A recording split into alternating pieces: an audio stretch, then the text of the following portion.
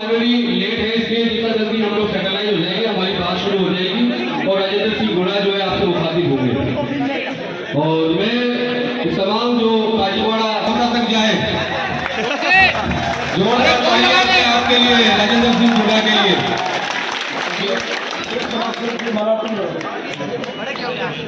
तो अपने को डिस्टर्ब मत करो, कौन करेगा?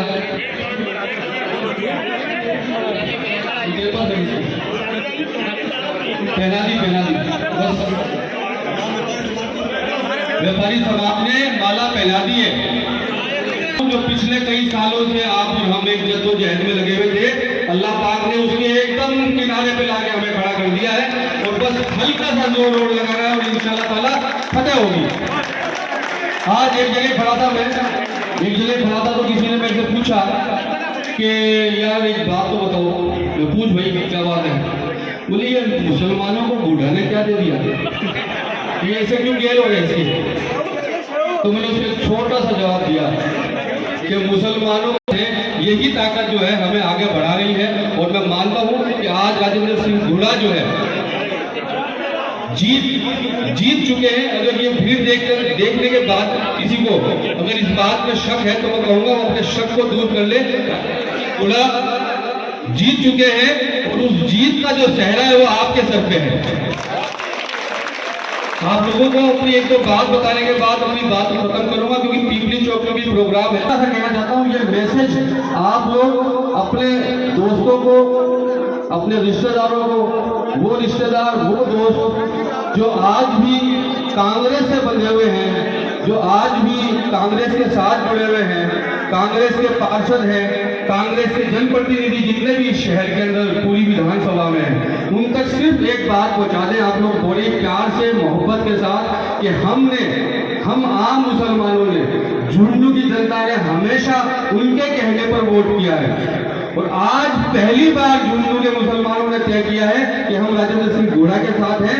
आप लोगों से हाथ जोड़ के विनती है कि समाज के साथ खड़े हो जाओ, समाज के साथ खड़े हो जाओ। सिर्फ दो ऑप्शन है उनके पास, या तो आप समाज के साथ हैं या आप समाज के खिलाफ हैं। या तो आप समाज के साथ हैं या आप समाज के खिलाफ। तो आप लोग वो लोग हमारे रिश्तेदार हैं, हमारे दोस्त भी हैं, हमारा उनका सब कुछ एक ही है। हमेशा हम ये अभी 2000 में चुनाव है, जिस दिन तुम्हारा चुनाव होगा उस दिन हम तुम्हारे साथ रहेंगे। लेकिन आज हम राजेंद्र सिंह घोड़ा के साथ में हैं। इसके अंदर किसी भी तरीके की आपको गड़बड़ी करने की जरूरत नहीं है। अगर आज गड़बड़ी करोगे तो जब तुम्हारा चुनाव आएगा तब देख लेना। ये बात आप लोगों को बोलनी पड़ेगी, आप लोगों को बतानी पड़ेगी बहुत मोहब्बत से, बहुत प्यार से। समझ में आ गई बात आप लोगों को? और जो कुछ लोग बाहर से आ रहे हैं ना, उससे आप ये अंदाजा लगा लो कि इब्तदाई इश्क है रोता है क्या, और आगे आगे देखिए होता है क्या। अभी तो मुसलमानों ने सिर्फ आंख दिखाई है, अभी तो मुसलमानों ने सिर्फ आंख दिखाई है। और मुसलमान जिस दिन वोट डालेगा और जिस दिन रिजल्ट आएगा और ये रिएक्शन पूरे राजस्थान में जाएगा तो सोचना तुम्हारे लिए कौन कौन आएगा। राहुल गांधी आएगा तुम्हें मनाने के लिए। अभी इन ये जो बाहर से आ रहे हैं ना एमएलए, इन पे ज्यादा सब्र करने की जरूरत नहीं है, संतुष्ट होने की जरूरत नहीं है। तुम्हें मनाने के लिए राहुल गांधी आएगा। अगर इसी तरीके से तुम लोग चलते रहे तो मेरा वादा है आपसे। तो आप ये चाहते हो कि इनके मनाने से मन जाओगे या राहुल गांधी का इंतजार करोगे? और राहुल गांधी भी आएगा तो हम सोचेंगे, विचार करेंगे कि हमें क्या करना है। 35 साल तो यूपी का मुसलमान हो गया कांग्रेस का, कांग्रेस को खत्म करने वाला, कांग्रेस की सरकार नहीं देने वाला। 35 साल से तो यूपी के मुसलमान नहीं माने यार, 28 साल से बिहार के मुसलमान नहीं मान रहे, 50 साल से बंगाल के मुसलमान नहीं मान रहे, 10-15 साल से दिल्ली के मुसलमान नहीं मान रहे। तो हम भी तो कम से कम 35-40 साल तो लेंगे। हम अपने आप डिसाइड करेंगे कि हमारा नेता कैसा हो, हमारे आगे खड़े होने वाला व्यक्ति कैसा हो, हमारा व्यक्ति जो हमारे आगे खड़ा है वो हमारे लिए खड़े होने की हिम्मत भी रखता है कि नहीं रखता, उसके दिल में हमारे लिए मोहब्बत भी है कि नहीं है। ये चीजें याद रखनी पड़ेंगी आपको, और उन लोगों को आपको आगे खड़ा करना पड़ेगा जो आपके बच्चों के मुस्तकबिल के बारे में सोचता हो, आपकी परेशानियों के बारे में सोचता हो, आपकी मुसीबतों के बारे में सोचता हो। ये जो एमएलए घूम रहे हैं यहाँ पे, ये किसी दिन नहीं थे यहाँ पर, कभी नहीं थे यहाँ पर आप लोगों की परेशानी में, मुश्किलों। राजेंद्र जी गुना। अस्सलाम वालेकुम। सम्मानित मंच और सभी हजरात, सभी नौजवान साथी, आप लोगों ने इतना शानदार और जानदार स्वागत किया, एक मिनट रुको। इसके लिए स्टेज और बदमाशी कर रहे हैं। मैं आपको बताना चाह रहा हूँ, ये जो झुंझुनू में बदलाव शुरू हुआ है, इस बदलाव का पूरे हिंदुस्तान में, पूरे राजस्थान में नहीं, पूरे हिंदुस्तान में लोग आपकी तरफ देख रहे हैं। और ये जिस तरीके से चाहे हॉस्पिटल में जाए, चाहे थाने में 151 के रजिस्टर सिर्फ मुसलमानों के लिए भरे, कोतवाली के सारे दूसरे। अरे ये मुसलमान बदमाशी करते हैं तो एक महीने तक मोहन बागान के अंदर हजारों लड़के खड़े हैं, कभी छोटा सा मामला नहीं हुआ। हजारों की तादाद में एक साथ खड़े होकर नमाज पढ़ते हैं और किसी के काटा आपस में किसी छोटी सी शिकायत नहीं होती। 151 में मुसलमान सारी बदमाशी के अंदर दूसरे बंदो बहादुर मुसलमान। आपको बताना चाह रहा हूं, संविधान जो डॉक्टर भीमराव अंबेडकर ने लिखा है हिंदुस्तान का, इसको कोई नहीं बदल सकता। और इसमें लिखा हुआ है, धर्म के आधार पर किसी के साथ भेदभाव नहीं हो सकता, जाति के आधार पर और महिला पुरुष के आधार पर किसी के साथ भेदभाव नहीं हो सकता। अरे हम विधानसभा में जाते हैं और उस संविधान की शपथ लेते हैं और बाद में दोगला बर्ताव करते हैं, कसम लेते हैं संविधान की। मैं विजेंद्र अरोड़ा ईश्वर की शपथ लेता हूं कि मैं संविधान द्वारा स्थापित मूल्य की रक्षा करूंगा, धर्म के आधार पर किसी के साथ पक्षपात नहीं करूंगा। तो एक टिकट मुसलमान ने दे दे तो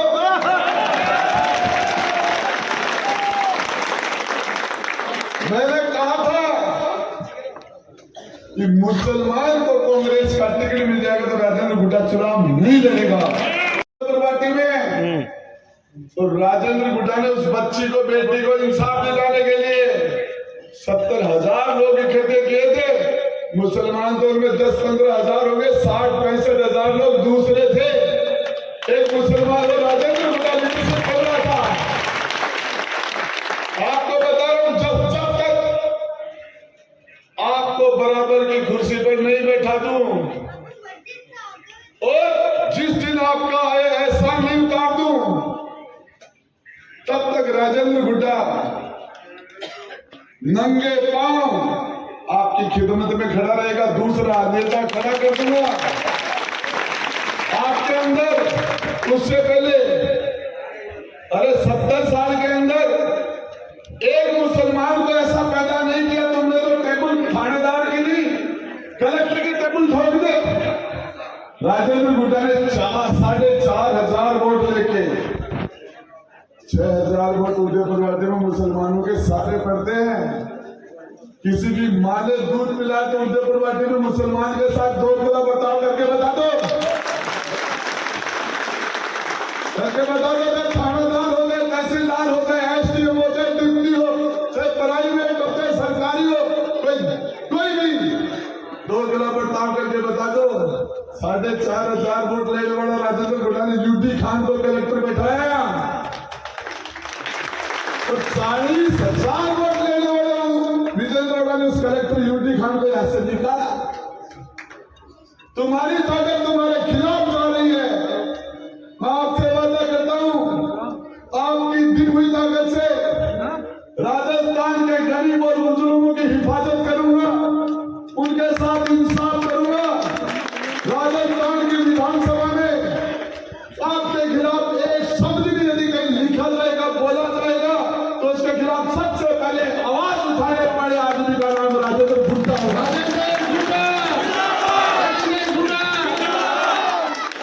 और ये बताना चाह रहा हूं, ये लोग विजेंद्र जी होड़ा, आप कह रहे थे जाएंगे कहां, भरूट है।